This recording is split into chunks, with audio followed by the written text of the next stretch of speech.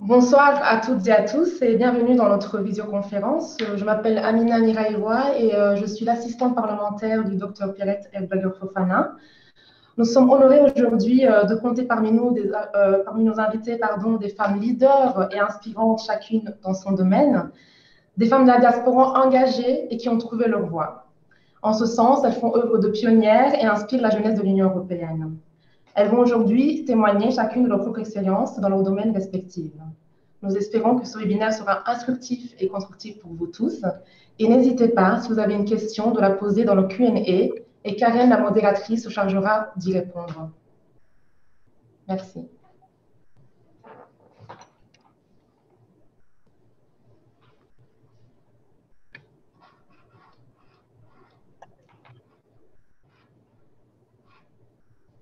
Ok.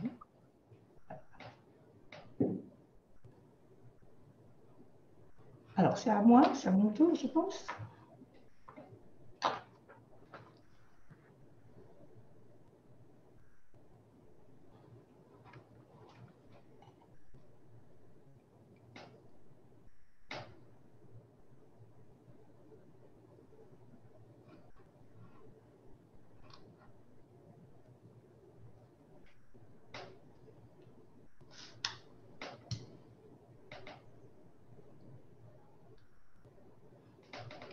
Pour commencer? Oui? Bon, alors, bonsoir, mesdames, messieurs. Bonsoir, mesdames les intervenantes, mes invités. Je vous remercie vraiment d'assister à notre visioconférence et de venir partager avec tous vos expériences. Tout d'abord, je voudrais donc présenter notre modératrice, Madame Karen Kanessa. Madame Karen Kanessa est diplômée en sciences politiques avec une expertise en relations internationales et elle travaille comme chef de cabinet auprès de l'adjoint au maire de la commune de Ixelles. Ixelles est une région de Bruxelles. Elle a débuté dans la vie active dans le secteur bancaire, puis elle s'est impliquée dans le domaine associatif au sein des structures de la diaspora et elle est actuellement la coprésidente de l'organisation The African Diaspora Youth Forum in Europe, dont le siège se trouve à Vienne, une organisation qui regroupe environ plus d'une centaine d'associations et des pays de l'Union européenne. Cette association a pour but de développer l'entrepreneuriat des jeunes issus de la diaspora. Depuis janvier 2021, Madame Kanessa est la vice-présidente de ADEPT, qui est la Africa Europe Diaspora Development Platform, et qui a pour but donc d'améliorer et de renforcer la capacité et l'impact des organisations de la diaspora africaine qui sont impliquées dans les activités de développement. Entre 2016 et 2019, elle était membre du conseil d'administration ENAR. ENAR, c'est le réseau européen contre le racisme et elle travaillait spécialement sur les questions qui étaient liées à la situation des personnes afrodescendantes en Europe. Au niveau local, c'est-à-dire ici à Bruxelles, elle est la vice-présidente de Shift and Twist, une association qui vise à promouvoir et démocratiser l'information et son usage et à la rendre accessible au nombre le plus étendu possible. Je me réjouis donc d'avoir une experte comme modératrice et merci, Madame Kanessa, d'avoir accepté notre invitation de nous accompagner aujourd'hui pour cette visioconférence. Vous avez la parole, Madame Kanessa. Alors, merci beaucoup, Madame Herzberger Fofana. Merci aussi d'avoir organisé cette rencontre aujourd'hui. Je pense que c'est une rencontre qui était vraiment nécessaire pour parler justement de la place des femmes leaders de la diaspora en Europe. Alors, je ne vais pas prendre la parole plus longtemps. Tout de suite, je vous cède la parole pour que vous puissiez justement faire votre intervention. Donc, notre première intervenante est Madame Pierrette Herzberger Fofana, membre du Parlement européen. Voilà. Merci, Madame Kanessa. Je vous en prie. Oui. Alors, chers participants, je vous remercie bien sincèrement de nous rejoindre et donc de partager ce moment d'échange qui, nous espérons tous, sera très fructueux. Alors, le thème de notre visioconférence, les femmes de la diaspora. Qui sont-elles? À quoi aspirent-elles? Ce sont parfois des militantes engagées qui sont sorties de l'ombre et qui refusent d'être considérées comme un groupe marginal. Et comme le disait d'ailleurs la romancière Buchi Emecheta, la romancière nigériane, des second-class citizens, qui refusent d'être des citoyennes de seconde classe. Les femmes de la diaspora, donc toutes ces femmes engagées, revendiquent tout simplement une égalité en droit et en dignité. Les femmes de la diaspora sont désormais déterminées à briser le traditionnel plafond de verre qui leur refusait donc l'accès au poste de direction, même si elles possédaient les compétences et les talents nécessaires pour les occuper. À notre époque, les femmes évoluent constamment et franchissent de nouvelles étapes dans un large éventail d'activités humaines. Le monde a assisté, par exemple, à l'émergence de femmes leaders telles que Oprah Winfrey ou bien Mme Nkosazana Dlamini-Zuma, chef de l'Union africaine, de Mme Ngozi Okonjo-Iweala, qui est devenue la directrice générale de l'Organisation mondiale du commerce, ou bien de Mme Louise Mushikiwabo, la secrétaire générale de la francophonie, pour n'en citer que quelques-unes. Mais qu'est-ce que ça signifie être une femme leader? Une femme leader est une femme qui influence et encourage un groupe de personnes, tout son entourage, à travailler à la réalisation d'objectifs. La caractéristique donc du leadership est la capacité d'influencer les autres pour atteindre ces objectifs et de s'améliorer soi-même. Il y a donc parmi nous de nombreuses femmes qui sont prêtes à aider les autres femmes à développer leurs talents, leurs capacités, leurs dons et à atteindre finalement leurs objectifs. Les femmes et les hommes sont considérés comme des leaders tout aussi bons les uns que les autres. Mais les stéréotypes, les préjugés liés au genre, notamment chez les femmes noires et les femmes d'origine africaine, les POC, par exemple, persistent. C'est le grand problème que nous avons.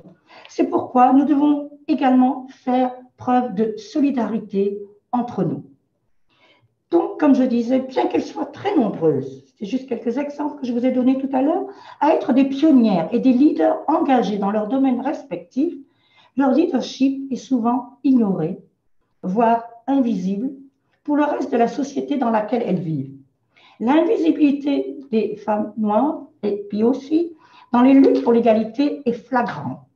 En effet, lorsque nous parlons de personnes d'origine africaine ou de parents africains, l'attention est portée d'abord sur les hommes, donc sur les hommes africains, les hommes noirs. Et lorsqu'on parle du féminisme, l'attention est portée sur les femmes blanches. Les femmes donc des minorités culturelles autres ne se reconnaissent pas toujours, ni dans les mouvements féministes traditionnels, ni dans les organisations antiracistes. Dans les premiers, leurs combats ils sont mis au second plan et dans les seconds, ce sont les hommes qui occupent en général les postes décisionnels. On voit cela au sein des organisations. Devant ce constat, Madame Kimberlé Crenshaw, une américaine, afro-américaine, professeure, a créé le concept d'intersectionnalité afin de définir les multiples discriminations auxquelles les femmes noires, les POC, sont confrontées. En effet, nous sommes souvent victimes d'une oppression qui est à l'intersection du racisme et du sexisme, les deux. L'intersectionnalité désigne donc la situation de personnes qui subissent simultanément plusieurs formes de domination ou de discrimination dans une société. Dans de nombreux cas, nombre d'entre elles sont aussi obligées d'accepter un emploi en dehors de leur qualification parce que leurs compétences ne sont pas reconnues, même si elles prouvent par leur qualification, par l'obtention d'un diplôme ou bien d'une formation continue. Les femmes doivent presque toujours travailler 1000 fois plus pour obtenir un emploi correspondant à leur qualification. La stratégie de la Commission européenne sur l'égalité des sexes a clairement souligné la nécessité d'une approche intersectionnelle dans l'élaboration des politiques. Et la Commission Femmes, à laquelle j'appartiens, a adopté une optique intersectionnelle pour cette perspective. Pourtant, il y a encore beaucoup à faire pour remédier à ces inégalités. De la même manière que nous avons fait pression pour l'intégration de la dimension genre, nous devons faire pression pour l'intégration des femmes issues des minorités, parce que l'approche intersectionnelle, c'est une approche qui doit être mise en œuvre dans tous les domaines politiques et dans chaque projet de loi.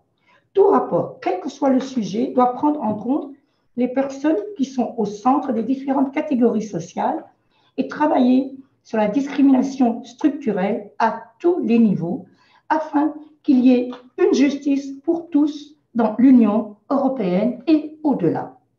Nous devons faire en sorte d'employer davantage de personnes issues de la diversité en inscrivant aussi les femmes sur les listes électorales et en prévoyant un quota de femmes d'autres qui ont une autre origine afin également d'élever la voix de la minorité sur le plan politique pour provoquer un changement. En Allemagne, par exemple, lorsqu'on a eu besoin de femmes dans les postes de décision, on a institué un quota de 30%. Au sein de notre parti, les Verts, nous avons depuis 1986 fait la même chose, de façon, peut-être pas avec un quota, mais femmes, hommes, une parité. Et aujourd'hui, nous avons une candidate verte à la chancellerie pour les élections législatives de septembre 2021. Il devrait être donc possible que les femmes de la diaspora soient présentes et trouvent leur place dans toutes les institutions européennes. Nous avons besoin de militantes et de militants pour l'égalité des genres et pour la lutte contre le racisme partout dans l'ensemble des structures de nos sociétés. Ces militants doivent non seulement être des acteurs du changement, mais ils doivent également incarner ce changement et être une source d'inspiration pour les générations suivantes.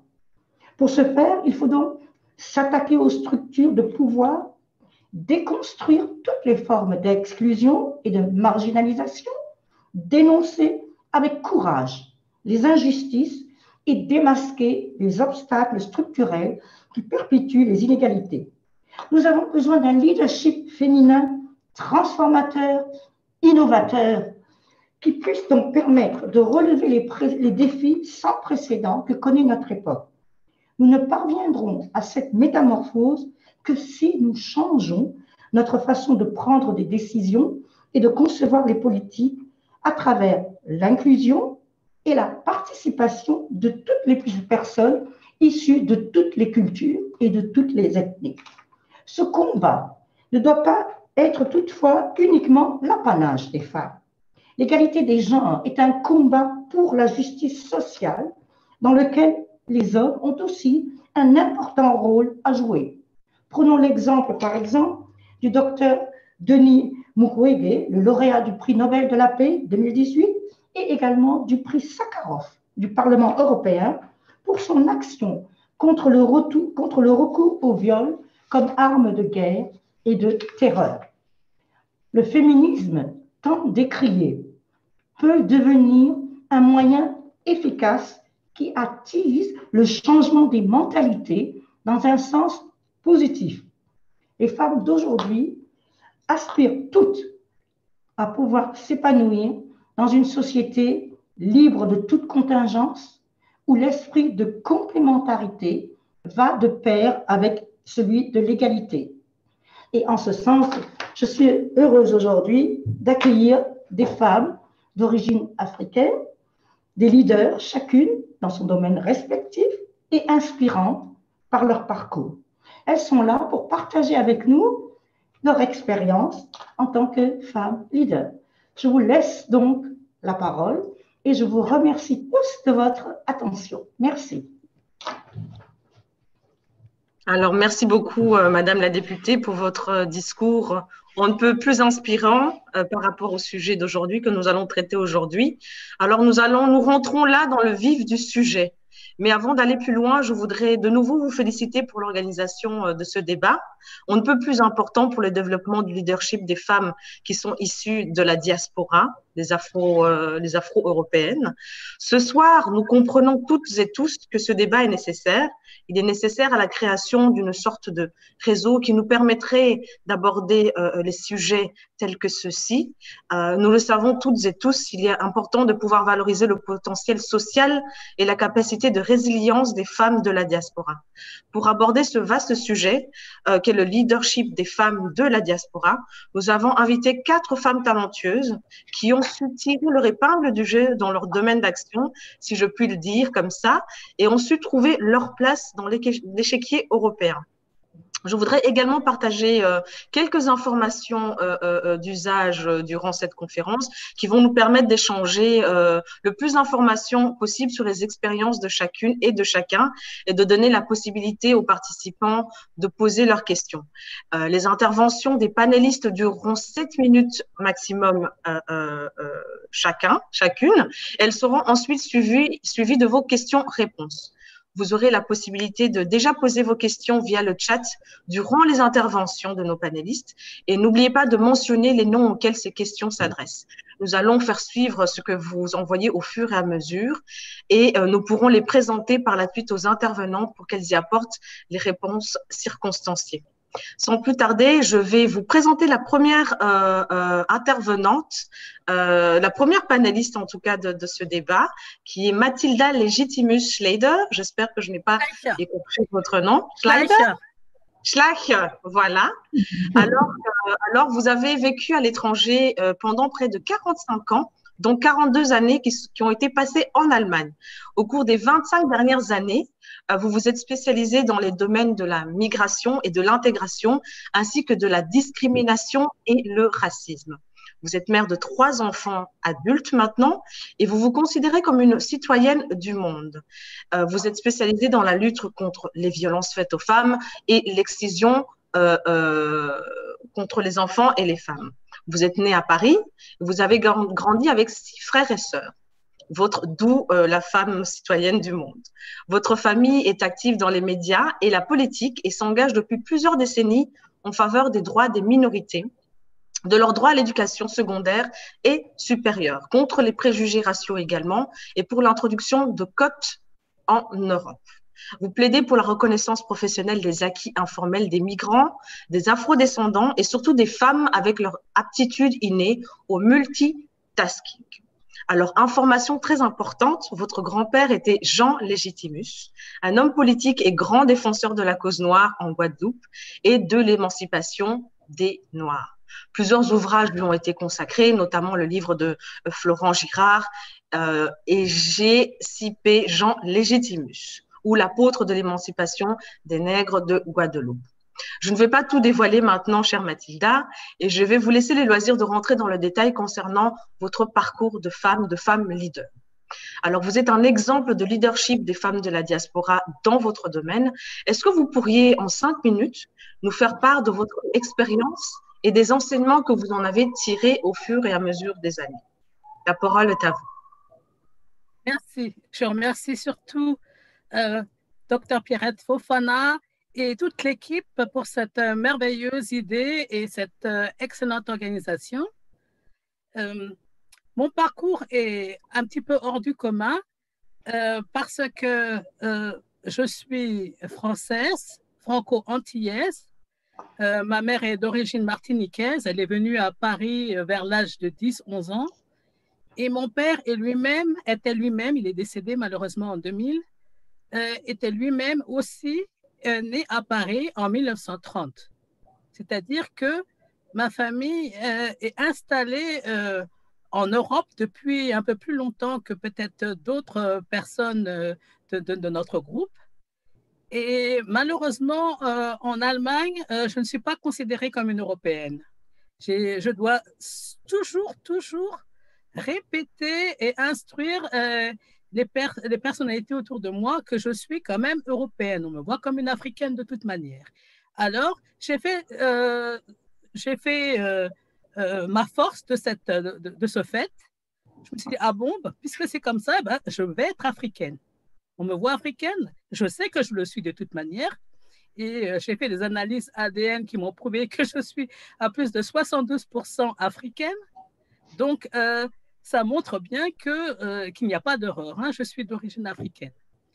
Je vais dire une phrase qui illustre vraiment ma pensée dès le départ, avant même que je me considère comme une femme leader. C'est une déclaration de Maya Angelou qui dit « Il est temps que les parents apprennent très tôt aux jeunes qu'il y a de la beauté et de la force dans la diversité. Nous devrions tous savoir que la diversité fait la richesse d'une tapisserie. Et nous devons comprendre que tous les fils de la tapisserie ont la même valeur. Quelle que soit leur couleur, ils sont tous aussi importants, quelle que soit leur composition. Et c'est vraiment ce que moi je ressens en tant que citoyenne du monde. Je suis en Allemagne depuis 1979 et ça n'a pas été facile au début parce qu'il n'y avait pas beaucoup de Noirs quand je suis arrivée. Les gens n'hésitez pas à se précipiter sur moi, me tirer les cheveux, me gratter la peau pour voir si c'était vraiment ma couleur, surtout les plus jeunes, mais sans demander, sans vergogne. Hein. Et ça m'a vraiment surprise parce qu'avant de venir en Allemagne, j'ai passé 2 ans dans un collège international du groupe United World Colleges, qui est vraiment une institution formidable où j'ai passé vraiment 2 ans intensifs avec plus de 350 élèves issus de 90 pays. Donc, nous étions vraiment quelque chose de particulier dans la région, au pays de Galles où nous étions. Et toutes les personnes nous regardaient avec admiration. Et quand on nous posait des questions, c'était des questions bienveillantes. Ce que je n'ai malheureusement pas vraiment vécu en arrivant en Allemagne. Les 3 questions que j'entendais, c'était toujours d'où viens-tu? Pourquoi es-tu là? Et quand repars-tu? Donc, on me disait vraiment, on me faisait sentir qu'en fait, c'est pas mon pays ici et que bon, c'est bien que je sois là un petit peu, mais ça serait aussi pas mal que je sache aussi quand est-ce que je dois repartir. Il est aussi difficile aux gens d'accepter le fait que je sois européenne. Et jusqu'à présent, lorsque je dis que je suis française, on me demande toujours « Mais d'où viens-tu vraiment ?» Je dis « Je viens du ventre de ma mère. » C'est une question tout à fait logique. Et pour la plupart des gens, c'est inconcevable qu'on soit européenne quand on est noir. Et si on accepte qu'il y ait quelques Européennes noires, elles viennent d'Angleterre, éventuellement on accepte qu'elles viennent de France, elles peuvent venir aussi de Hollande, mais elles ne viennent pas d'Allemagne. C'est la raison pour laquelle je me suis dit il faut vraiment faire quelque chose. La plupart des gens sont absolument ignorants, ne savent pas qu'il y a vraiment, depuis des siècles, des Noirs sur le continent européen. Donc, ça me pousse à vous poser la question, est-ce que c'est ça qui a fait naître chez vous, on va dire, cette vocation de leader, de femme leader, pour justement montrer la place de la femme noire en Europe, en Allemagne plus précisément? J'ai repris une tradition familiale, en fait. Ma famille a toujours su, je ne sais pas d'où, mais qu'elle avait un rôle de leader, de défendeur et de protecteur à jouer. On a parlé de mon arrière-grand-père, mais aussi du côté de ma mère, du côté maternel, du côté thomasine. Il y a eu vraiment des personnes importantes dans ma vie qui ont su lutter aussi. Ma grand-mère a élevé toute seule 4 enfants. Il les a emmenés en France pour pouvoir parfaire leur éducation. Elle était tailleur d'hommes et ça n'a pas été facile pour elle non plus de travailler dans une fabrique et travailler le week-end aussi à faire des costumes, des manteaux et tout ça pour pouvoir arrondir les fins de mois. Et je pense qu'elle était aussi un grand exemple. Elle était décédée quand je suis venue au monde, mais j'ai toujours entendu parler d'elle. Et ma grand-mère, la mère de mon père, était danseuse avec Joséphine Baker. Elle n'était pas connue comme Joséphine, mais elle était dans la troupe. Mais se destinait à devenir chanteuse. Elle aurait aimé devenir chanteuse d'opéra, ce qui n'était pas concevable à cette époque. Et elle s'est mise alors à devenir comédienne, à faire beaucoup de participation dans les films coloniaux de l'époque. C'était la mode, hein, c'était exactement aussi ce qui s'est passé en Allemagne et qui a fait ou a permis à survivre à pas mal de personnes qui auraient été peut-être exécutées, envoyées dans des camps de concentration si on n'avait pas eu besoin d'eux pour faire de la figuration dans ces films coloniaux. C'était une survie quelque part. Hein? Oui, c'est-à-dire qu'il y a beaucoup de résilience, beaucoup de force de survivre et d'y arriver dans ma famille. Elle a finalement quand même réussi à obtenir le prix d'or, hein, la coupe d'or Volpi pour sa prestation dans le film Rue Casse-Nègre, un film d'Ozan Palsi, à la Mostra de Venise, hein, au Festival du film de Venise, mais elle avait déjà 76 ans. Elle a lutté pour y parvenir. Et on l'a vu dans pas mal de rôles, mais elle était toujours la boniche, la nounou, la femme de ménage, la concierge. Par exemple, dans Le Dernier Tango à Paris, elle a un rôle de concierge, on la voit 2-3 fois dans quelques scènes. Mais pour elle, c'était quand même réussir. Parce qu'à l'époque, ce n'était pas facile d'obtenir un rôle en tant que noire. Hein? Tout à fait, tout à fait. Vous avez raison pour ça. Mais moi, ce qui m'a vraiment marqué, c'est qu'on ne cherche pas la femme. Derrière chaque homme célèbre, homme à succès, il y a toujours une femme. Que ce soit sa mère, sa grand-mère, sa sœur, hein, sa fille ou une maîtresse, ce qu'on ne dit pas souvent. Il y a toujours une femme qui est là à pousser, à faire, à lui frayer le chemin pour qu'il n'ait pas grand-chose à faire. Et toutes ces femmes qui élèvent leurs enfants et qui restent en arrière-plan, on n'en parle pas. Et tous les sacrifices qu'elles ont commis, qu'elles ont pu faire, des fois même lorsqu'elles étaient douées, qu'elles avaient des diplômes, ou même si elles n'avaient pas de diplôme, elles avaient beaucoup de talent, on n'en parle pas. Ma grand-mère paternelle a su trouver un équilibre avec son mari pour pouvoir quand même continuer sa carrière d'artiste et s'engager aussi dans le monde associatif. C'est-à-dire qu'à l'époque, elle a dû aider à créer plusieurs structures et surtout pour essayer de donner un support, aider à l'intégration des Noirs, pas seulement les Noirs issus des Antilles françaises, des dom-tom, mais aussi des pays africains qui étaient aussi des colonies à l'époque et qui étaient isolés, qui n'avaient pas leur famille avec eux. Et ce rôle, elle a vraiment fait une sorte de balance entre sa carrière et aider les autres. Et c'est-à-dire qu'il y a une sorte de tradition dans l'aide apportée aux autres. Nous ne sommes pas des îles. Nous sommes tous des personnes qui vivent parce que si on considère le principe de Ubuntu, hein, je suis parce que vous êtes. Hein? Tout à fait. Donc, c'était ça que j'avais en moi sans savoir d'où ça venait. Mathilda, je suis vraiment désolée de jouer vraiment à la, on va dire à la bad cop. Non, c'est bien. Voilà, je dois juste vous arrêter maintenant dans votre exposé. Je sais que vous aviez encore beaucoup de choses à partager, mais je pense qu'on pourra aller plus en détail par la suite également dans votre propos parce que voilà, votre vie est quand même très riche et je pense que ce n'est pas uniquement en 7 à 10 minutes que l'on peut arriver à extraire vraiment le principal.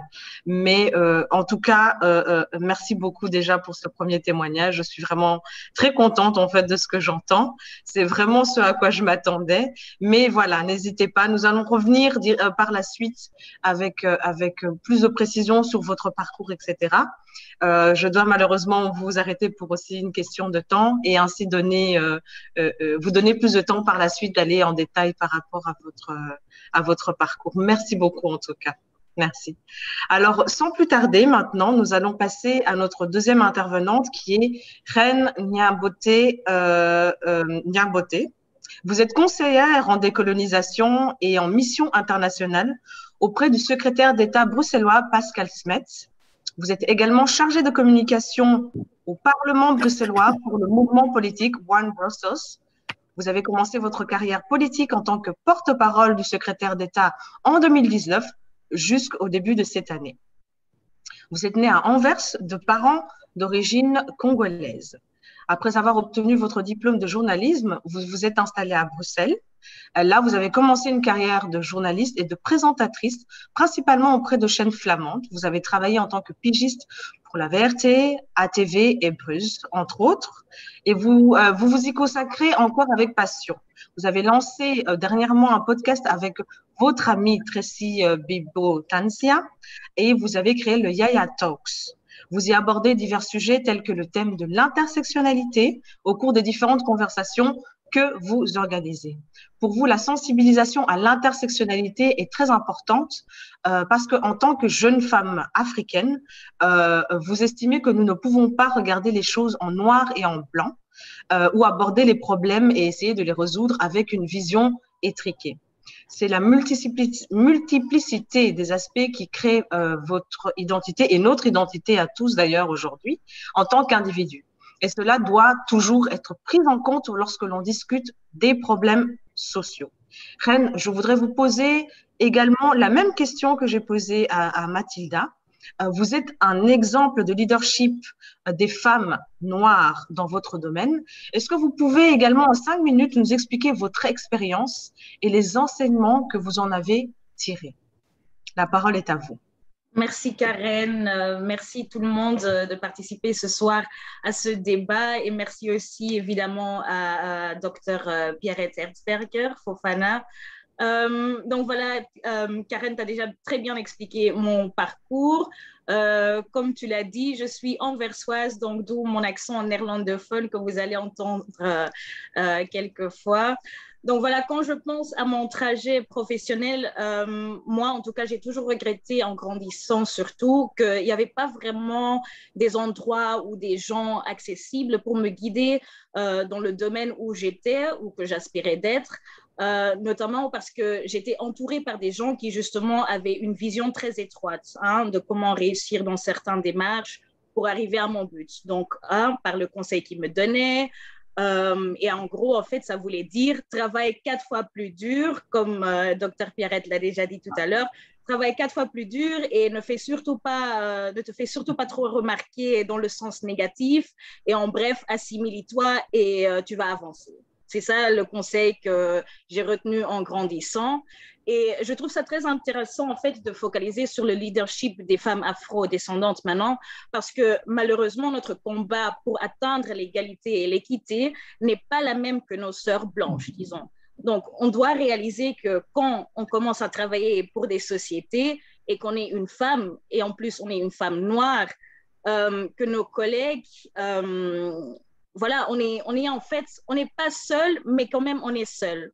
Je pense que vous comprenez ce que je veux dire. Donc, dans ce genre de situation, les gens ou tes collègues ont tendance à avoir des préjugés sur ta personne. Même si tu n'as pas encore commencé de travailler, que ça fait pas beaucoup de temps que tu es là-bas, tu auras des préjugés à ta personne, que ça soit positif ou négatif. Mais avec ça en tête, non seulement parfois, il y a des clashs culturels. Par exemple, si tu veux chauffer ton pondu madesu dans la cantine du travail, il y a des gens qui te regardent, mais aussi il y a ce clash de privilèges en fait. Donc, et par là, je veux dire qu'il y a certaines personnes que jusqu'à présent, dans les places où on travaille, même si ce sont des positions qu'on estime qui sont très élevées ou high society, entre guillemets, ils ne comprennent toujours pas que voilà, en tant que minorité, on dirait le devoir de toujours devoir expliquer à plusieurs reprises pourquoi on doit faire en sorte que notre société est le plus équitable possible.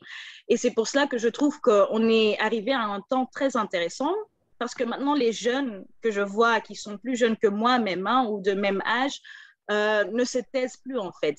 Le temps de s'assimiler et de se taire est fini. Et juste être accepté, c'est fini.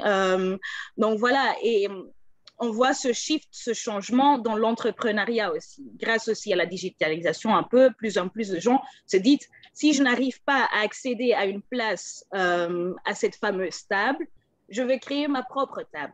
Et pas forcément parce qu'on est fâché ou frustré, mais parce qu'on ne se retrouve pas toujours dans les possibilités que notre société a créées. Parce que, on doit être honnête, on est dans une société qui est pour la plupart du temps blanc, surtout en Europe. Et donc voilà, et où avant j'essayais moi-même aussi d'assimiler avec mes collègues, maintenant j'assume la personne que je suis. Je suis une femme noire, je suis enfant de migrés, etc. Et on est tous, je pense, fiers de la richesse de notre héritage culturel qui fait en sorte qu'on n'est pas juste des femmes, mais on est des femmes noires, fières de l'être, dans toutes les couleurs et toutes les formes, hein, vous savez bien. Et donc, on ne cherche plus à être validé par qui que ce soit, sauf par nous-mêmes et nos actions. Donc, il suffit un peu de courage pour arrêter d'assimiler et de commencer à s'assumer pour vraiment être un leader ou une leader et ouvrir la voie aux autres aussi. Ça, je trouve très important. Quand je vois les jeunes d'aujourd'hui qui ont ce sens de communauté, Ubuntu, comme Mathilda le disait tout à l'heure très bien, je suis très contente parce que j'ai toujours travaillé dans des endroits où 9 chances sur 10, j'étais la seule noire. Peut-être c'est aussi dû au fait que je travaillais surtout avec les Flamands jusqu'à présent. Mais maintenant, même si on peut toujours faire mieux, je vois qu'il y a quand même pas mal de femmes afrodescendantes dans des endroits où 10 ans passés, on pouvait qu'en rêver. Donc, hors de l'entrepreneuriat, je vois mes amis qui travaillent en tant que manager dans des banques, qui sont artistes internationaux, qui présentent des JT. Allez, donc il y a plein de choses qui sont en train de changer, mais ce changement n'est pas encore médiatisé. Et donc, on voit ce changement surtout dans notre communauté, hein, on remarque ce changement, mais je vois que la nouvelle génération a aussi créé leurs propres associations, des associations des jeunes étudiants comme Umoja de Gand, qui est très active dans tout ce qui est afro-descendant. Il y a des groupes de travail, il y a des groupes Facebook qui sont très actifs comme New Awoken African Generation, Black Sisterhood. Donc voilà, il y a beaucoup de gens qui sont en train de grandir avec cette mentalité de oui, on peut aller en avant, oui, on peut être la première à faire ceci, cela, mais ça sert à quoi si c'est seulement pour exclure les autres? Il y a de la place pour tout le monde. Et donc, voilà. C'est une bonne remarque d'ailleurs que vous faites. Ça me fait directement penser à vous poser la question suivante. Quel est selon vous alors l'avenir du leadership des femmes de la diaspora? Parce que voilà, vous avez énuméré plusieurs exemples, hein, on va dire des success stories autour de vous, mais lorsque vous faites une analyse un petit peu plus approfondie, parce que vous avez été journaliste et vous êtes également dans le monde politique, quel est selon vous l'avenir du leadership de la femme de la diaspora? Bah justement, comme Mathilda l'a dit, c'est vraiment community building, hein, c'est Ubuntu, c'est tenir la porte pour l'un et l'autre. Et aussi, surtout, engager les hommes de notre communauté, comme je pense que c'était aussi Mathilda, si je me souviens bien, qui a dit que voilà, il y a beaucoup de femmes qui ont sacrifié, entre guillemets, leurs propres objectifs pour que les hommes ou leurs hommes avancent. C'était peut-être aussi des temps différents, mais là, on est arrivé à un point où tout le monde travaille. Hein. Il y a rare des familles où il n'y a qu'une seule personne qui travaille et qui ramène le pain sur la planche, je ne sais pas comment on dit ça en français. Mais voilà, donc c'est très important qu'on voit aussi ce shift entre les foyers, que l'homme se dit, écoute, toi, femme, ma femme, si tu veux, vas-y, va vers ton rêve. Moi, je reste ici avec les enfants et je tiens la maison. Ou bien vous arrangez comme vous voulez, mais il est essentiel que les hommes soient aussi inclus dans les débats, que ce soit sur l'afroféminisme, que ce soit sur les tabous de toxic masculinity ou bien tout ce qui est mental health, mental health, pardon. Tout à fait. Voilà.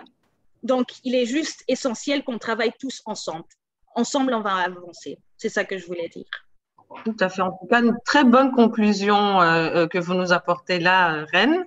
C'est vrai que voilà, les femmes et les hommes doivent pouvoir travailler ensemble pour justement faire avancer une cause commune. Hein, finalement, ça ne concerne pas que les femmes, loin de là. Merci beaucoup, Reine, encore une fois.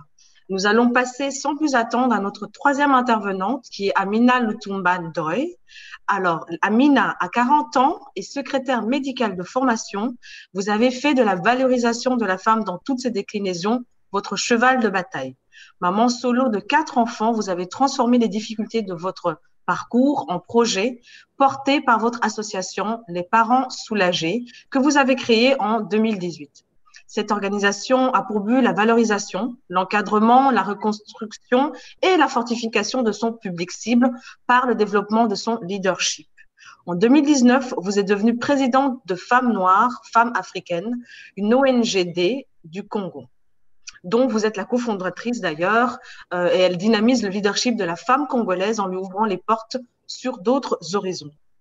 Votre travail sera d'ailleurs récompensé par une nomination à l'African Lion Award pour votre projet d'aide aux mamans isolées en juin 2019.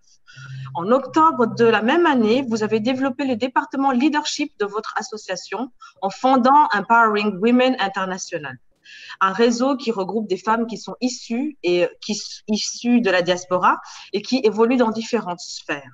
En janvier 2020, vous cofondez Empowering Business International, qui est un bureau de consulting events et qui développe des forums et des conférences en tout genre et qui vise notamment à proposer des solutions pour les entreprises et les associations en matière de développement de contenu et de visibilité. En mars de la même année, vous recevez l'European International Women's Leadership Award 2020 pour vos diverses contributions dans le domaine du leadership. Alors, Amina, céréale entrepreneuse, maman de 4 enfants, maman solo, femme très dynamique, de par votre parcours et les obstacles que vous avez surmontés. Vous êtes donc un exemple de leadership pour la femme de la diaspora dans votre domaine d'activité. Je vais vous poser exactement la même question que j'ai posée à Mathilda et à Reine. Est-ce que vous pourriez, en 5 minutes, nous expliquer votre expérience dans ces différentes activités que vous avez organisées et surtout les enseignements et les obstacles que vous avez pu observer? La parole est à vous. Merci beaucoup, Karen, et je vous remercie de m'avoir offert cette tribune, Madame la députée Pierrette Herzberger-Fofana, ainsi que de m'avoir donné la possibilité de parler autour de toutes ces femmes impactantes dans les milieux de la diaspora, ainsi que le travail de Madame Amina. Alors, pour mon appartenance à une double culture a été pendant longtemps une difficulté, parce que trop noire pour les Occidentaux, mais trop blanche pour les Africains. Mon parcours atypique, arraché à ma famille biologique, grandi dans une famille d'accueil et puis en institution. Aujourd'hui, avec un statut de maman solo, 4 enfants, 4 papas, 4 papas différents, 4 belles familles, 4 histoires. Ça m'a toujours demandé de faire preuve de résilience, de faire face aux stéréotypes de la société qui étaient toujours peu flatteurs. C'est la raison pour laquelle j'ai développé mon propre leadership. Et après, j'ai décidé, par toutes ces douleurs, par cette résilience, de développer un leadership collaboratif afin de pouvoir matérialiser mon idéal. Un monde où toutes les femmes se donneraient la main dans la main pour ne laisser personne au bord du chemin. Être une passerelle remplie d'imperfections est à mes yeux une solution, une source d'espoir pour une société où la femme doit se lever et briller. La raison pour laquelle j'ai tenu à faire toutes ces initiatives, c'est donner de l'espoir à toutes ces femmes qui sont renfermées. Car si être une femme parmi les femmes est une difficulté, il est encore plus difficile d'être une femme devant les hommes. C'est un défi qui demande de faire preuve de patience, de sagesse, de pouvoir exister en étant bien armée dans un combat à livrer qui est nécessaire pour le bien de l'humanité. C'est pour cela que dans mon domaine, mon intérêt pour la maman solo, j'ai décidé de créer la journée mondiale de la maman solo. Toutes les initiatives que je fais, toutes les initiatives que j'entreprends, c'est pour montrer à la femme qu'elle a le droit d'exister, qu'elle a le droit de parler et qu'elle a le droit de s'imposer là où sa place est méritée.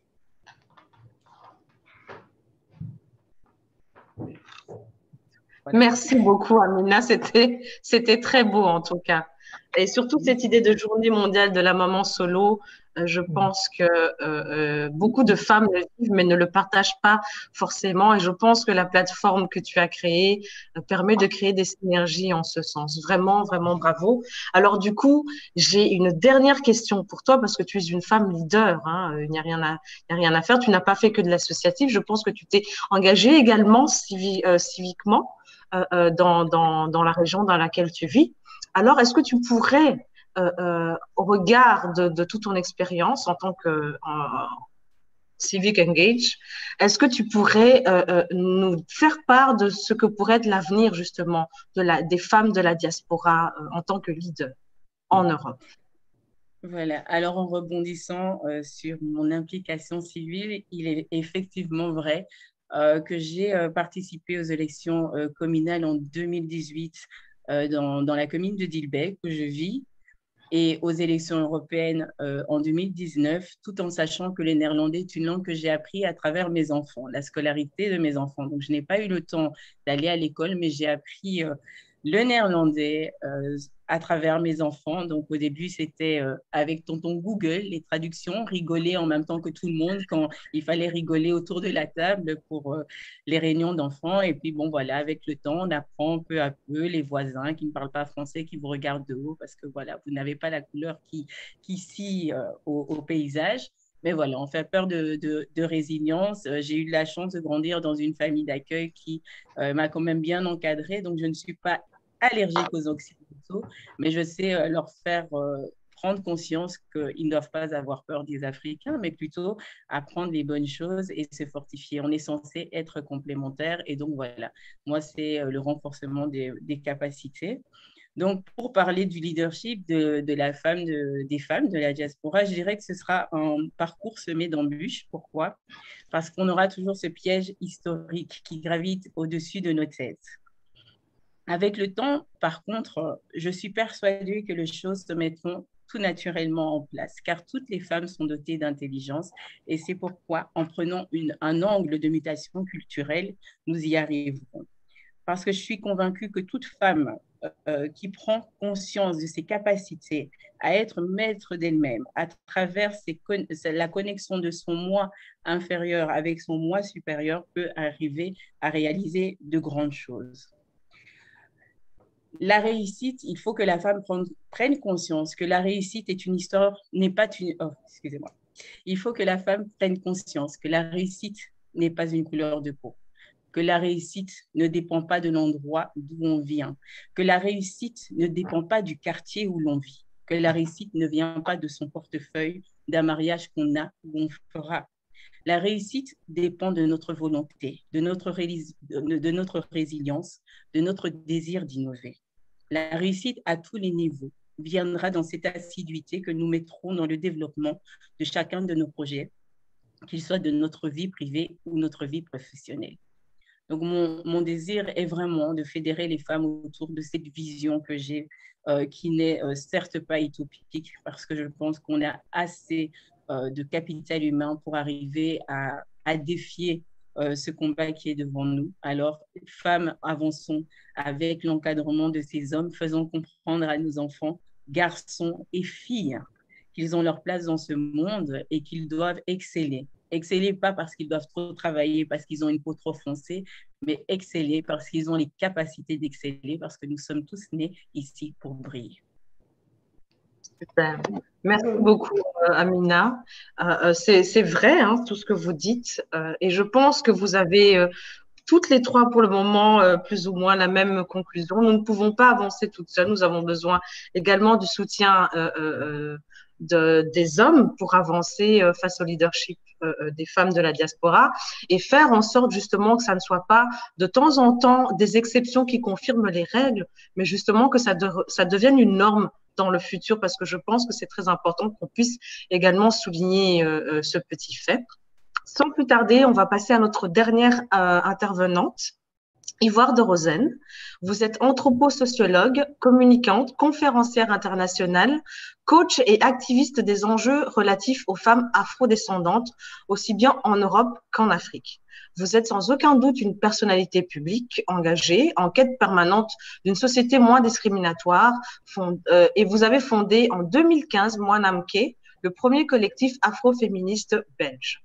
Vous dispensez des cours en master universitaire, notamment en études de genre, et vous êtes intervenu à de nombreuses reprises en milieu académique, institutionnel, associatif et militant sur les sujets qui touchent à l'afroféminisme. Vous êtes également sollicitée comme experte et formatrice à propos des problématiques liées au genre, à l'intersectionnalité et à la décolonisation et contre le racisme. Vous cumulez plusieurs casquettes, journaliste, présentatrice star, conférencière, coach international, activiste, professeur en master universitaire, consultante anthroposociologue et communicante. D'ailleurs, depuis 2011, vous êtes co-organisatrice de l'Ethno-Tendance Fashion Week Brussels, l'événement autour de la mode internationale et inclusif. Vous avez une agence, She Rocks, dans laquelle vous accompagnez en tant que coach, mentor et motivational speaker la jeunesse et les femmes sur le développement et leur leadership. Alors, Ivoire, on peut dire qu'avec votre parcours, vous êtes également un exemple de leadership des femmes de la diaspora. Alors, de par votre expérience, est-ce que vous pourriez en 5 minutes nous faire part des enseignements que vous avez pu tirer et également les obstacles que vous avez pu rencontrer au fur et à mesure de votre avancement dans la vie en Europe? La parole est à vous. Merci beaucoup Karen pour cette présentation et cette belle et dynamique modération. Je tiens sincèrement à remercier Madame la députée d'avoir eu l'intelligence et aussi d'avoir mis en priorité l'importance de créer un espace comme celui-ci. Je remercie aussi Amina pour toute la coordination et je suis très heureuse et excitée d'être entourée de femmes si inspirantes et de pouvoir partager aussi avec notre public virtuel, digital, que je salue également. Alors, pour revenir un petit peu sur mon parcours et faire ressortir les enjeux, mais aussi les clés du leadership féminin, je reviendrai d'abord sur ma situation personnelle et familiale. Alors moi, je suis anthroposociologue et je pense que nous sommes impactés par notre environnement social et que notre environnement social détermine également notre individualité. Alors, je suis issue d'une famille monoparentale. Justement, je fais référence à ma consoeur intervenante Amina, donc une famille de mamans solo, où justement, ça a été pour moi un plus. Notamment, contrairement à ce qu'on peut entendre souvent sur les familles monoparentales. Et pour la petite anecdote, quand j'étais en cours de socio-anthropologie du genre et de la famille, plus particulièrement à l'UCL, où j'ai fait mon master, j'avais questionné mon professeur en disant écoutez, je ne suis pas d'accord avec votre présupposé. Les familles, est-ce que des impacts négatifs au niveau des enfants et des adolescents? Alors pour moi, ça a été une force. Je vous explique pourquoi. Parce que ayant une maman qui gérait vraiment, qui était la CEO de la famille, eh bien déjà, je n'étais pas confrontée à toutes ces formes d'assignation genrée ou aux rôles sociaux genrés, comme quoi une femme, ça ne dirige pas, elle représente exclusivement, par exemple, la douceur, etc. Et donc ça m'a permis vraiment de déployer tout mon champ des possibles et de ne pas être figée dans certains rôles. Et donc ça m'a permis de pouvoir aussi plus facilement être accompagnée de manière libre au niveau de mon orientation scolaire, universitaire et pour finir professionnelle. Donc voilà un petit peu. Et puis j'ai une grande sœur. Donc le leadership féminin fait vraiment partie de mon expérience. Et aussi, c'est ce qui a façonné mes centres d'intérêt pour les questions inhérentes aux femmes afrodescendantes et mon engagement aussi afroféministe. Donc, je referme la petite parenthèse qui explique mon engagement. Pour vous parler de mon arrivée dans la sphère professionnelle, En réalité, j'ai commencé comme journaliste présentatrice TV sur BX1. Alors, c'était un poste assez innovant parce que les gens n'avaient pas eu l'habitude de voir une personne afrodescendante sur leur petit écran et donc dans leur quotidien. Et là, ça a été une expérience assez, je dirais, controversée. Donc, beaucoup de positifs et énormément de négatifs. Donc, j'ai pris la foule des haters. Alors, c'est vraiment une expérience, enfin, Madame la députée, on sait qu'elle a aussi été confrontée à ça, qui n'est pas facile à vivre sur le plan psychologique, sur le plan de la santé mentale, parce que on liait mon arrivée, mon ascension professionnelle à des compétences qui seraient, enfin, complètement autres. On pensait que je n'avais pas passé de casting alors que j'en avais passé 4, etc. Donc, il y avait cette forme de réduction dont peuvent être victimes les femmes noires. Et donc, moi, j'ai décidé de ne pas faire attention à ça et de me concentrer uniquement sur l'élan d'exemplarité que ça pouvait porter, parce que j'avais des retours des familles, des enfants qui disaient qu'ils étaient très contents de me voir au petit écran et de voir une personne afrodescendante avec des cheveux naturels, qui portait des vêtements issus des cultures traditionnelles africaines telles que le kente par exemple, ou le bogolan, ou le pagne de manière générale. Et donc, je me suis vraiment rattachée à tout le positif au niveau de mon arrivée professionnelle. Alors après, j'ai exercé comme professeur en master. Alors effectivement, comme l'ont dit mes consoeurs intervenantes, c'est pas facile parce que je me suis retrouvée comme la professeure, donc la plus jeune, femme et noire. Alors souvent, quand on me voyait dans les couloirs, on me disait « Ah oui, vous êtes étudiante, etc. » Je dis « Ben non, je suis professeure en master. » Et donc, il y a cette question aussi d'occuper des postes de pouvoir dans des institutions, dans des milieux qui sont plutôt dominés par des hommes blancs en général. Et donc, en ce sens-là, on est confronté au fait de pulvériser parfois le double, le triple plafond de verre, parce que quand il y a la question de l'âge qui vient s'ajouter, ou par exemple le handicap, eh bien, il y a le racisme, le sexisme en plus, donc ça fait pas mal. Mais tout ça pour dire que peu importe, il est nécessaire de s'accrocher à sa vision de départ et surtout de ne jamais renoncer à ses rêves, à ses ambitions professionnelles quand on est une femme. Ne pas s'excuser de vouloir se hisser vers les sommets, parce que quand on est une personne qui incarne cette posture de leadership, eh bien, elle va ouvrir la voie pour les autres femmes et frayer un chemin pour les autres femmes. Et je me souviens, j'avais été invitée à une conférence justement sur la question de la diversité dans les médias. À ce moment-là, parce que quand j'ai commencé ma carrière, ça remonte à il y a près de 10 ans, j'étais souvent cette exception qui, justement, voilà, confirmait un peu la règle. Et aujourd'hui, comme Reine l'a souligné, on est dans plus de diversification, plus d'inclusivité. Et donc, les personnes qui étaient à l'époque des exceptions, comme Madame la députée, par exemple, eh bien, entraînent toute une foulée d'autres femmes dans ce sens-là. Et donc, il y a une jeune fille qui m'a dit « Ah, ben, Ivoire, justement, moi, je suis étudiante en communication, j'ai toujours voulu être journaliste présentatrice et je me suis toujours dit que c'était impossible jusqu'à ce que je vous vois, parce que moi, je suis une femme noire à la peau plutôt foncée et je porte mes cheveux naturels. Et en vous voyant, je me suis dit bah, que c'est possible, je ne dois pas nécessairement me dénaturer les cheveux. » Donc, c'est important de refuser les formes de violence symbolique qui veulent vous enfermer, vous figer dans des cases. Moi, c'est vrai que quand j'ai commencé aussi ma carrière, je pensais qu'il fallait que je parte, par exemple, à Londres ou aux États-Unis. Et je me souviens, ma mère m'a dit avec beaucoup de conviction, ben non, ma fille, tu as toutes les compétences, c'est possible. Donc, il faut vraiment aussi, je aux parents, aux cousines, d'encourager vos enfants, parce que c'est important au niveau de la socialisation que la nouvelle génération entend toutes ces phrases encourageantes pour justement avoir ce moral d'acier, pour pouvoir déconstruire tous les stéréotypes et les biais discriminatoires qui vont malheureusement intérioriser par socialisation. Donc ça, c'est super important pour se défaire de toute forme de croyance limitante et éviter de tomber dans une posture victimaire et toujours avoir la tête bien haute et les yeux rivés vers l'avenir. Alors, ce que je voulais dire aussi, et ça, c'est une clé que j'aimerais bien donner, c'est être audacieuse et audacieux. Quand je faisais mes études, en fait, j'ai exploré un sujet complètement innovant en Belgique. Je me suis centrée sur la question de la création, mais également du cheveu frisé, afro, de la peau noire des personnes afrodescendante et je suis la première chercheuse belge de l'UCL dans le champ d'études francophones à avoir exploré cette question. Alors, c'était un peu compliqué de trouver le corps professoral qui allait m'encadrer, mais c'est aussi ça qui a contribué à mon leadership dans mon champ d'expertise et à mon succès parce que je suis devenue très spécifique et donc experte dans mon domaine. Donc ça, c'est aussi quelque chose que j'ai envie de vous dire, soyez audacieux, appuyez-vous sur vos forces, sur vos singularités pour justement faire la différence. Et au lieu de voir un obstacle comme un échec, eh bien, utilisez-le comme un tremplin pour rebondir et faites preuve vraiment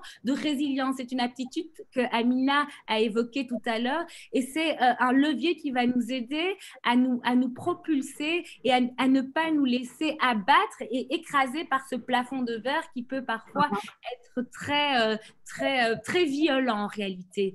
Et donc, on a vraiment besoin de développer la sororité. On a ce cliché, ce stéréotype qui est véhiculé par la culture patriarcale que quand les femmes sont dans une pièce, elles se crêpent le chignon. Et moi, je vous dirais, sur base de mon expérience, c'est tout à fait le contraire. Entre nous, on peut vraiment s'épauler, se donner les trucs et astuces et faire en sorte que les autres réussissent et qu'ensemble, on puisse bousculer le monde. Quand j'ai fondé le collectif féministe… Alors, je vais juste vous laisser conclure en 30 secondes. D'accord. Quand j'ai fondé le collectif afroféministe, donc le premier en 2015, c'était avec cette idée aussi qu'on pouvait combattre ce racisme genré et ce sexisme racialisé que l'on vit en Belgique. Et donc, je me suis dit, je vais mettre en place cet espace de dissidence, de résilience pour qu'on puisse toutes avoir confiance en nous, se hisser vers le sommet et faire preuve d'auto-bienveillance et de bienveillance mutuelle. Super. Merci beaucoup en tout cas pour votre message. C'est un très beau message et comme je l'avais promis aux participants et aux participantes, ce sont des interventions qui sont riches, qui sont inspirantes de par votre parcours et surtout des observations que vous partagez avec nous ce soir. Merci beaucoup Ivoire. Je dois avouer que cela donne un sacré coup de boost quand même, qui nous donne un sacré coup de boost, nous qui vous écoutons. Je pense que le public a hâte de pouvoir vous poser quelques questions après vous avoir écouté attentivement.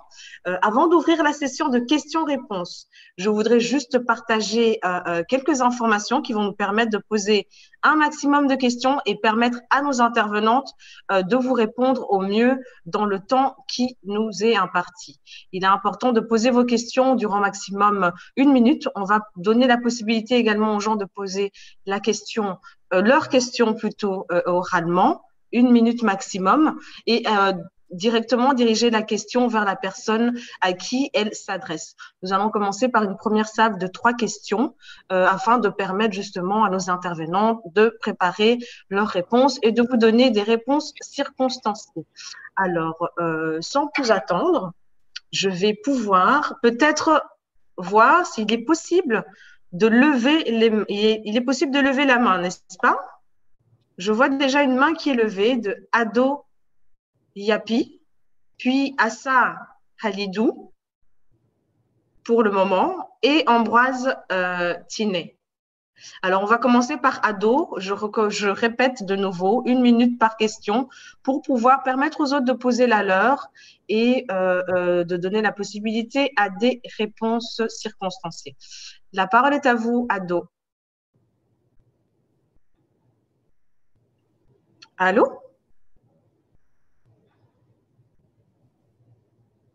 Vous nous entendez, Ado Yapi?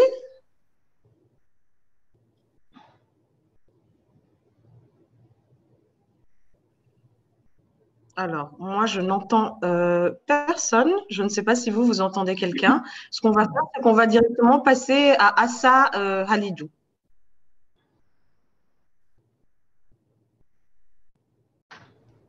Karen, je pense que c'est préférable qu'ils écrivent leurs questions dans le chat et moi, je pourrais ensuite les envoyer. C'est préférable. Okay. Il n'y a pas de problème, j'en avais déjà noté quelques-unes qui étaient pertinentes et je pense que s'adresser un petit peu à toutes les intervenantes de ce soir. La première question est celle d'Ambroise Tinet, qui faisait partie des personnes qui ont levé leurs mains, ça tombe bien, et qui pose une question spécifique à Rennes. j'ai pu retenir qu'il faut assumer sa personnalité, sa couleur de peau et ne pas attendre d'être validé pour y parvenir. Et donc, pour y parvenir, ne faut-il pas être forcément anticonformiste dans bien des situations, dans un contexte d'assimilation ou d'exclusion? Si vous aviez à donner un message pour les jeunes étudiants africains qui arrivent aujourd'hui, quel serait ce message? Et il vous remercie, ou elle vous remercie, je pense que c'est un monsieur, il vous remercie d'ores et déjà pour votre réponse. La deuxième question est celle de Yiboula Tapsova. Pour toutes les intervenantes, la possibilité d'avoir une réunion avec Madame Herzberger Fofana. Donc, ça s'adresse directement à vous, Madame la députée, sur le thème des afrodescendants en Europe. Donc, voir s'il est possible de refaire un autre webinaire, cette fois-ci sur le thème des afrodescendants en Europe. La troisième question est celle de Else Rochette, qui vous remercie pour vos témoignages très intéressants. Vous êtes des femmes magnifiques. Est-ce que vous avez des conseils concrets pour les femmes blanches qui veulent vous soutenir dans vos combats? Est-ce qu'on peut faire partie du Ubuntu? C'est une très bonne question qui s'adresse à tout le monde. Et donc voilà, on va peut-être commencer par la première question d'Ambroise et puis directement enchaîner par celle de Else Rochette, parce que celle de Yiboula, je pense que c'est uniquement le cabinet de Madame la députée qui pourra y apporter une réponse circonstanciée. Reine, c'est à toi. Oui, merci pour les questions, tout le monde. Merci de nous écouter attentivement aussi.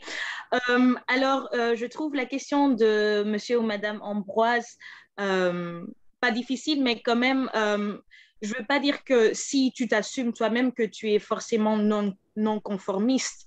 Je trouve justement que se catégoriser comme ça, que ça crée des tensions inutiles en fait. Et je trouve qu'on est dans une société, on est moderne, on est démocrate. Tout le monde devrait avoir la possibilité justement d'être soi-même. Donc, ça ne devrait pas être vu comme non-conformiste ou ne pas vouloir travailler avec d'autres gens, non. Et donc,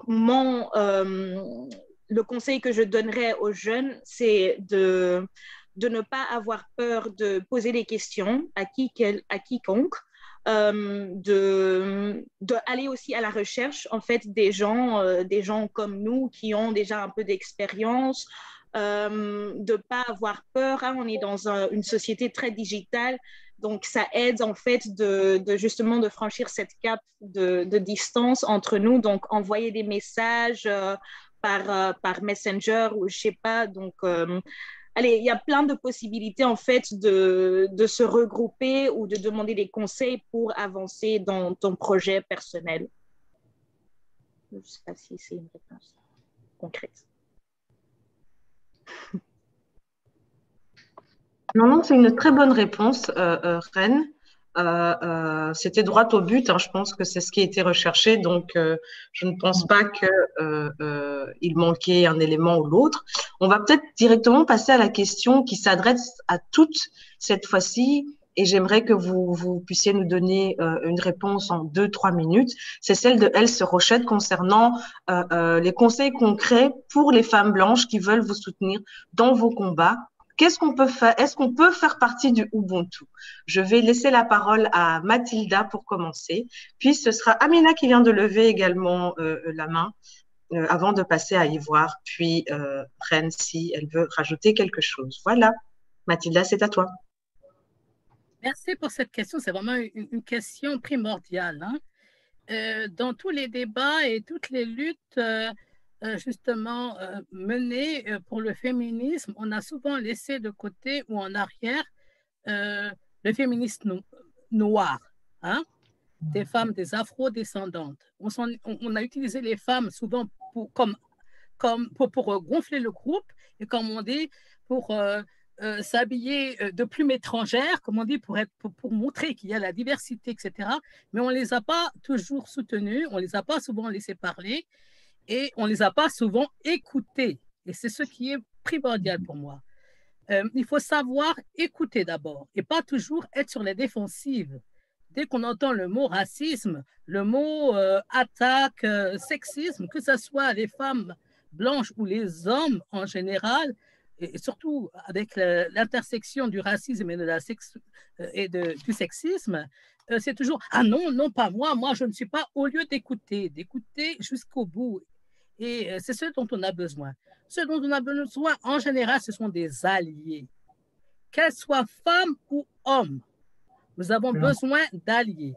Un allié, ce n'est pas une personne qui se met devant et qui veut toujours ouvrir la bouche pour montrer qu'elle sait mieux que tout le monde. Un allié, une alliée, c'est une personne qui est bienveillante, qui comprend le problème et qui veut changer aussi ce monde et faire disparaître les inégalités. C'est-à-dire que la personne va pousser l'autre devant, va faire place à l'autre, donner un podium, donner des moyens financiers, l'aider peut-être même, dans mon cas par exemple, dans le cas des migrantes, qu'elles soient noires ou d'origine étrangère, faisant partie des femmes de couleur, et qui ne manient pas la langue allemande parfaitement, elles ont besoin d'avoir des femmes qui manient bien la langue du pays, qui sont nées dans ce pays et qui veulent vraiment aider, même à corriger des fois les écrits, à les aider à écrire un livre ou à préparer peut-être leur discours, mais pas vouloir toujours se mettre elles-mêmes en avant. Elles ont eu assez d'opportunités pour se mettre à l'avant, maintenant qu'elles fassent un peu place aux autres. La même chose pour les hommes. Nous avons besoin d'hommes alliés, des hommes qui ont eux-mêmes, ils sont sortis du corps d'une femme, tous ces hommes. La femme les a élevés. Donc, s'ils sont devenus ce qu'ils sont devenus, ce n'est pas tout seul. Alors, il faut laisser aussi un peu la plateforme aux femmes. Merci. Merci beaucoup, Mathilda. Amina? Donc, bonsoir, je salue Else Rochette que j'ai eu l'occasion de rencontrer sur mon lieu de travail et je la remercie pour cette question qui est pertinente et je pense que de toute façon, tout combat mené par les femmes, peu importe la couleur au final, est une bonne chose. Dans un combat féminin, certes, on doit se battre parce que voilà, la femme africaine a de longs combats et encore de longues batailles à mener pour gagner une guerre, mais voilà, c'est l'effet de masse, c'est le nombre qui fera qu'on pourra pencher dans la balance parce que tout se fera en intelligence collective de toute façon. C'est ça qui fait qu'on peut gagner quelque chose. C'est vrai que je veux dire, on est en train de se battre dans différents combats, qu'on se les fémicide, on ne regarde pas qui est blanche, qui est noire, on avance toutes parce qu'on pense que le combat est noble, peu importe le combat finalement, qui doit être mené, que ce soit avec des hommes, que ce soit avec des femmes, on a besoin de personnes engagées, de personnes qui savent écouter, qui savent comprendre et finalement porter le combat aussi fort que nous. Donc, ce n'est pas une question de couleur, c'est juste une question de conviction et d'engagement. Merci beaucoup, Amina. Je donne donc la parole à Ivoire, puis à Rennes.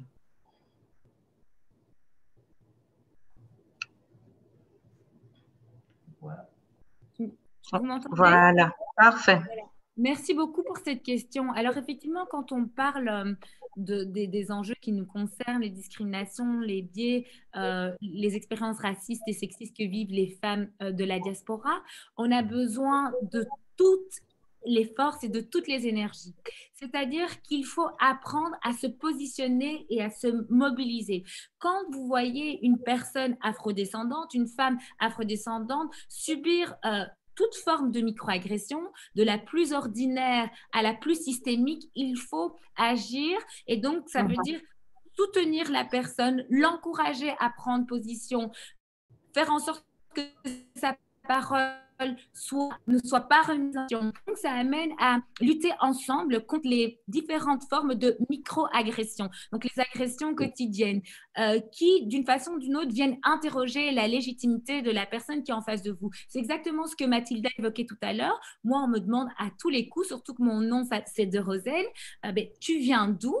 Parce que quand les gens me voient physiquement avec mon nom qui a une consonance européenne, on se dit, non, c'est pas elle. Et donc, mais d'où tu viens vraiment? Alors que moi, je suis née à Bruxelles. Et donc là, on vient micro-agresser la personne. C'est aussi poser la question des compétences. Quand on dit que oui, tu as un double diplôme, un double master, on ne te croit pas vraiment. Et donc, ça enferme aussi les femmes dans ce syndrome qu'on appelle le syndrome de l'imposteuse, où elle-même va avoir une difficulté à prendre conscience de ses compétences et va plutôt l'assigner au fruit du hasard et de la chance. Donc, il faut vraiment se mobiliser et ne pas remettre en question aussi leurs paroles. Quand une personne dit que oui, elle est victime de racisme et de sexisme, c'est la croire. C'est un petit peu changer aussi cette posture de la culture du viol, où c'est la personne qui commet l'acte, qui vient agresser la personne, qui a cette présomption d'innocence. Voilà, donc c'est croire quand la personne fait un témoignage par rapport à une forme d'agression de toute forme qu'elle soit. Donc, on a besoin, parce qu'on a besoin des alliés. Et donc, c'est tout un changement qui est structurel, qui va se passer aussi au niveau de l'espace médiatique, de l'espace politique. Et donc, il faut créer de l'hétérogénéité, il faut beaucoup plus de représentation, il faut des rôles modèles. Et pour faire bouger les lignes dans ce sens-là, ce sont aussi les personnes qui ont le privilège de la couleur blanche, qui sont dans des postures de pouvoir, qui doivent changer les règles du jeu, en étant à l'écoute des recommandations des personnes qui sont les premières concernées, les femmes afrodescendantes. Tout à fait. Avant de passer par Rennes, merci beaucoup Ivoire, je vais peut-être quand même poser la question également à Madame la députée, de ce qu'elle pense justement de cette question, parce que vous avez créé cet espace de dialogue pour pouvoir justement permettre aux intervenantes de s'exprimer sur le sujet et également aux participants de poser leurs questions. Mais je pense qu'il est vraiment important d'avoir votre point de vue sur cette question-là. Comment faire en sorte d'avoir des alliés blanches? Et puis, est-ce qu'elles peuvent faire partie de l'Ubuntu de manière générale? Oui, alors merci bien pour cette question. Comment avoir des alliés blanches? C'est vraiment parfois un problème, je dois le dire, parce que je prends le cas de l'Allemagne que je connais mieux que la Belgique. En Allemagne, en général, les femmes noires ne sont pas de langue allemande, à part celles qui sont de parents allemands. Donc, je prends les Africaines qui sont donc venues, elles ont donc appris la langue. Et les femmes allemandes, maintenant ça diminue, je dois vous dire, ça a beaucoup diminué, ont toujours cette tendance, elles vont vous expliquer, elles vont tout faire pour vous. Je vous donne un exemple bien précis. Au mois de juin, lorsqu'il y avait eu les émeutes, j'ai été invitée à Nuremberg, c'était une grande manifestation en faveur de George Floyd.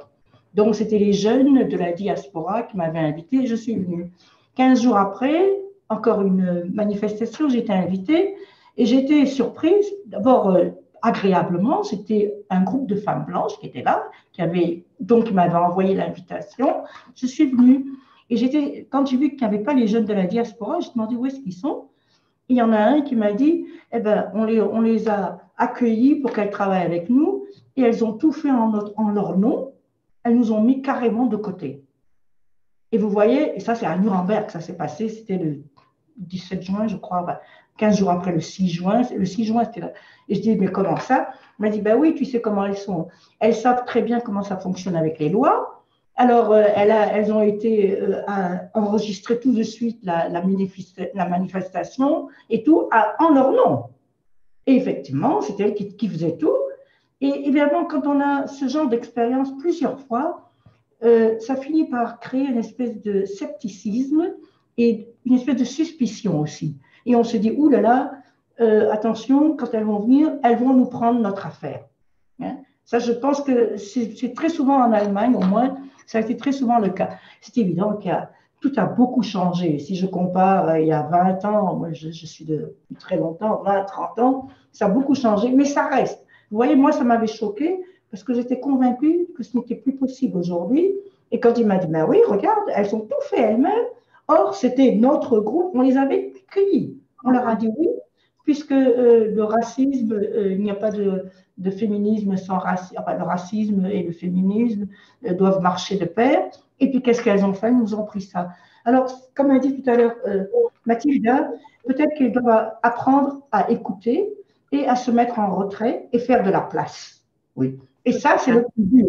Faire de la place, surtout quand on est en politique, ça, je dois vous dire, c'est la chose la plus difficile parce que l'être humain, et ça, nous sommes tous des êtres humains, nous sommes un peu égoïstes. Nous tous, blancs ou noirs, et chacun veut un peu sa place. Hein, gardez-la, et pourquoi je vais faire de la place pour quelqu'un d'autre? Et je crois que si vraiment on veut arriver à une société, à une nouvelle Europe, on veut bâtir, c'était donc notre slogan, nous voulons bâtir une nouvelle Europe, nous devons apprendre que je dois savoir que l'autre aussi a des intérêts, a des objectifs, et que peut-être je dois apprendre à me retirer un tout petit peu. Et ça, je ne sais pas comment c'est en Belgique, mais je sais qu'en Allemagne, c'est très souvent le grand problème et qu'à un moment donné, qu'est-ce qui arrive? Donc, toute la diaspora, tous les afrodescendants se retirent et on a comme ça des organisations soi-disant de gens originaires d'Afrique où il n'y en a pas. Ils ne sont pas là parce qu'ils vont dire, ben non, tu sais, ils vont encore revenir, eux, ils parlent bien l'allemand, eux, ils font ci et ils font ça. C'est évident qu'il y a des exceptions.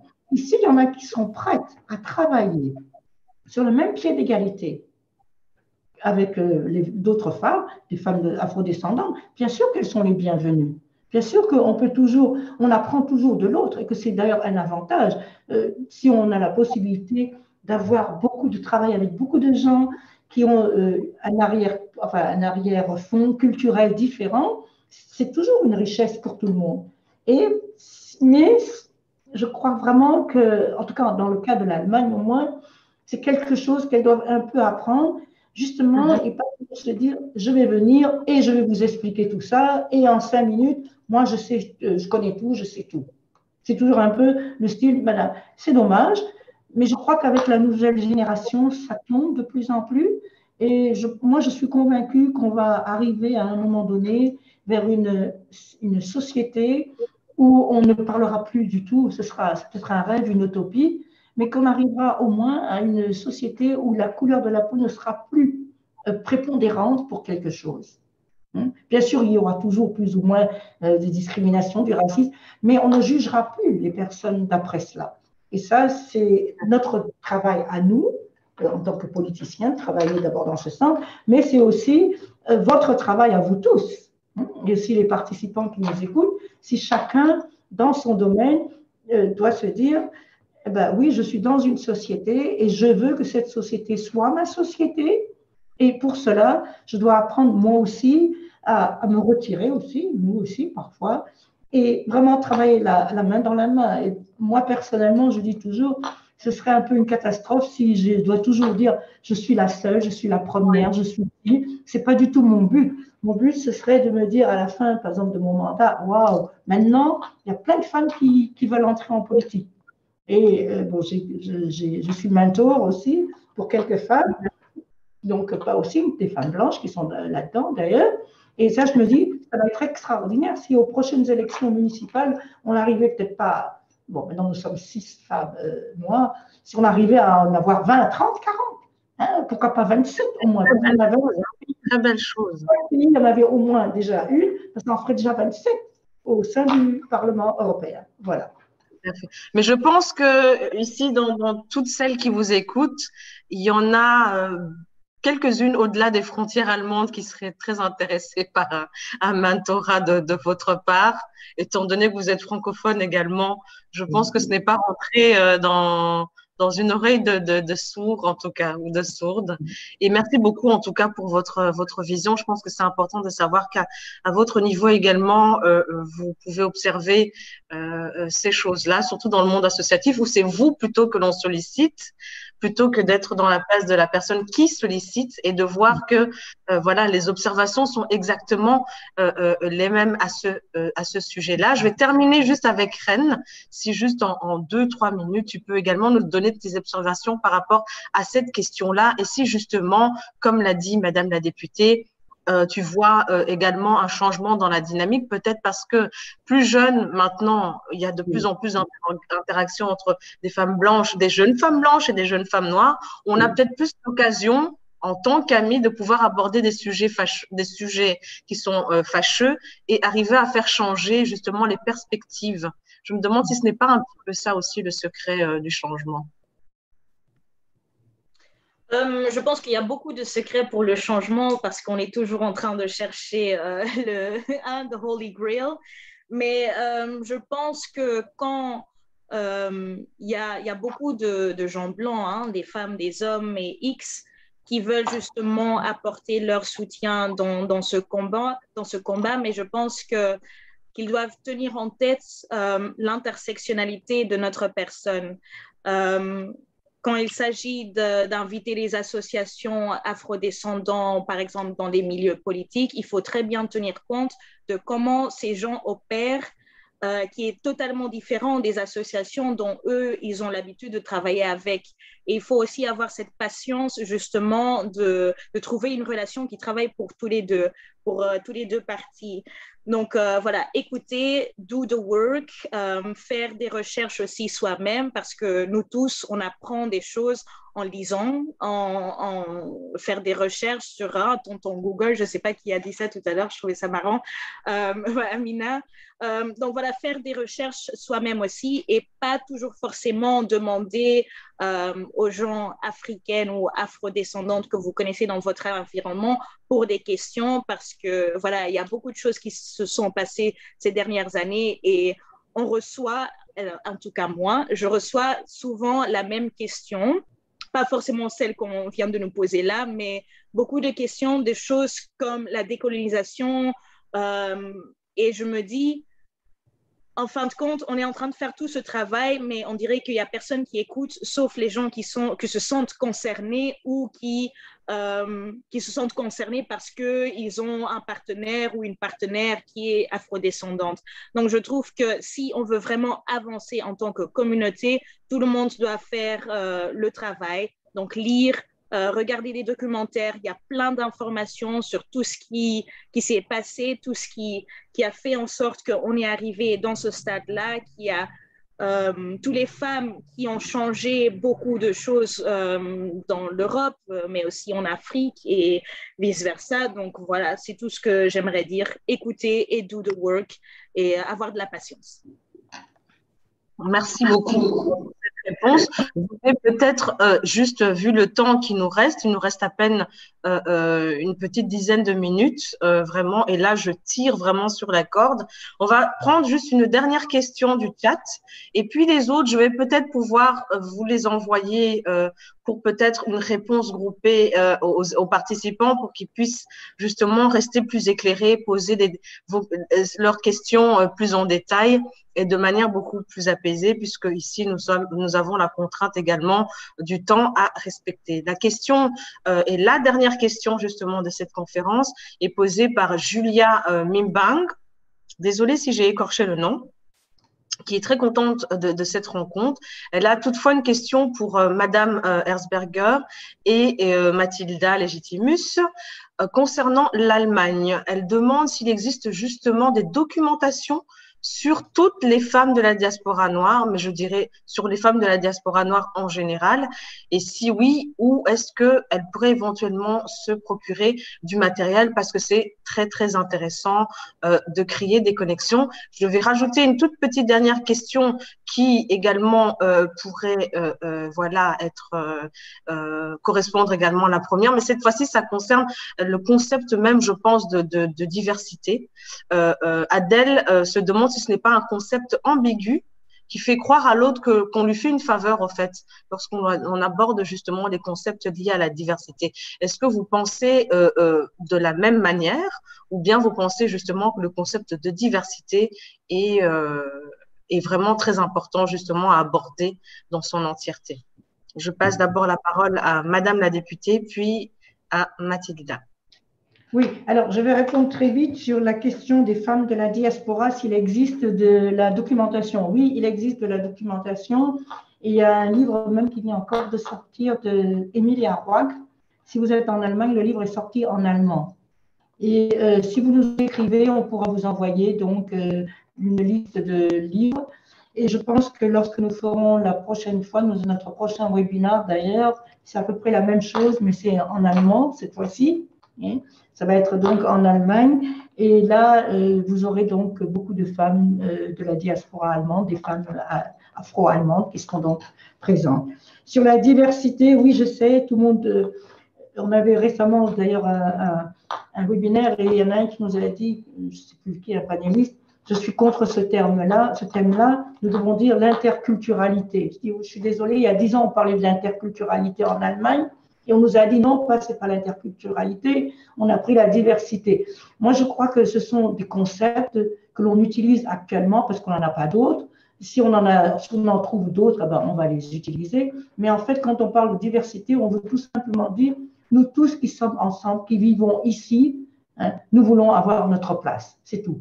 C'est ça pour moi la diversité et rien d'autre. Et par contre, j'ai vu aussi quelque chose j'ai lu pratiquement tout ce qui est sur le chat. Je vais vous dire, il y a une personne qui aimerait parler, je crois, Monsieur Diallo. Il ne peut pas parler parce qu'il prédit qu'il ne peut pas écrire et je ne sais trop quoi. Il aimerait parler. Il faut pouvoir mettre les questions dans le chat. Dans le chat, on va mettre les questions. Mais je dois dire que je suis très, très, très heureuse de voir que notre webinaire, enfin notre visioconférence, a eu le succès. Et que énormément de questions sont là. Mais si vous nous envoyez des questions, on va tous vous répondre. Je vois que l'Allemagne est très bien représentée, alors que je pensais qu'elle serait moins représentée. Vous aurez tous des réponses et je peux donc tout de suite vous dire que nous avons en fin mai exactement la même chose en Allemagne, avec des Afro-Allemandes, ce sera carrément en allemand cette fois-ci. Voilà, merci beaucoup. Et je pense d'ailleurs qu'il y a une très grosse demande parce qu'il y a plusieurs personnes dans le chat, excusez-moi de vous couper, qui aimeraient que ce débat puisse continuer dans le futur. C'est notre but, c'est vraiment notre but, comme j'ai dit. On a maintenant commencé, on voulait voir comment ça allait marcher et nous avons l'intention de continuer pour les prochaines années, de faire d'autres visioconférences. J'ai vu que quelqu'un a écrit, et est-ce qu'il y a aussi les femmes de plus de 55 ans? Oui, moi j'ai aussi plus de 55 ans, tout le monde connaît mon âge maintenant. La création du réseau. Et dans la presse en long et en large. Je suis aussi celle qui s'occupe aussi des femmes, des seniors, comme on les appelle. Pendant très longtemps, j'étais dans le groupe des femmes seniors de ma ville. Et c'est prévu aussi de faire uniquement avec des femmes beaucoup plus âgées. Évidemment, nous allons le faire toujours en 2 temps, avec les femmes qui se trouvent en Allemagne, avec celles qui sont donc ici dans les pays francophones. Je pense que nous n'avons plus le temps de continuer. Je tiens donc malgré tout à remercier tout le monde. C'était extraordinaire, enrichissant. Et je suis vraiment très heureuse qu'on ait reporté ce webinaire-là, puisque maintenant nous avons eu au total 135 personnes qui se sont enregistrées. C'est extraordinaire. Presque tous les pays francophones sont là. Les pays d'Europe, d'Afrique, de l'Amérique, du Canada, tout le monde est là. Et je pense que nous avons déjà mis le premier jalon pour bâtir ce que notre slogan disait, lors des européennes en 2019, nous bâtissons une nouvelle Europe et nous avons donc déjà commencé. Mais avant de terminer, je tiens à remercier beaucoup de personnes et permettez que je les nomme malgré tout. Tout d'abord, toutes mes assistantes qui ont été mobilisées et tout particulièrement, donc, vous avez, oui, Amina Mihailirwa, Sina et puis Edgar pour la communication, Edouard Doulao, un homme qui nous y avait fait nos affiches, nos invités, vous, donc mesdames, vous, Karen, madame Kanessa, madame Amina Lutumba, madame Mathilda Legitimus Schleicher, madame Regnam Kamboté et Ivoire de Roselle. C'était extraordinaire. Je pense qu'on va pouvoir mettre sur pied quelque chose, un grand réseau et surtout, sans oublier la personne qui, si nous ne nous avait pas aidé, s'il n'avait pas été là, nous n'aurions jamais pu faire ce webinaire-là, notre assistant technique Aldo. Vielen Dank, Aldo. Voilà. Merci beaucoup. Envoyez-nous vos questions, on va y répondre. J'espère qu'on va pouvoir rester en contact pour les 2 prochaines années encore. Et ça va vite, hein. de 2 ans et demi encore, et que l'on va pouvoir donc continuer à avoir de tels échanges avec des jeunes. La prochaine fois, ce sera avec des jeunes, avec des femmes au-delà de 55 ans. Et j'espère surtout, mesdames, que je vous reverrai toutes et que nous allons continuer à travailler toutes. Et comme je dis toujours, c'est mon but, ça a été mon but lorsque je suis venue, et j'espère et pouvoir le réaliser, que la prochaine fois aux Européennes, il y aura beaucoup de femmes et qu'un jour je pourrai me dire, eh ben voilà, ça a fonctionné, ça a marché, la solidarité féminine, elle existe, la solidarité entre nous est réelle. Bien sûr, on se crêpe de temps en temps, sinon pourquoi pas? Tout le monde a toujours des petits problèmes avec tout le monde. Mais le fond de l'histoire, c'est qu'on croit, on y croit, on croit vraiment que l'on va pouvoir bâtir cette nouvelle société. Ce n'est pas utopique, c'est une réalité. Si chacun y met de soi, on y arrivera. Et donc, je vous remercie sincèrement et je vous souhaite à tous une bonne soirée. Merci et à la prochaine. Au revoir. Merci. Excellent. Voilà. Ubuntu. Au revoir. Au revoir. Au revoir. À bientôt, merci. Merci, au revoir, au revoir. Merci, Pierrette. Merci, merci. Au revoir. Merci, Au revoir. j'ai vu qu'il y avait Gladys. Non. Karen. Au revoir. Au revoir tout le monde. Merci Bientôt, Amina. La numéro 2. Au revoir et merci, mesdames. Merci, c'était génial.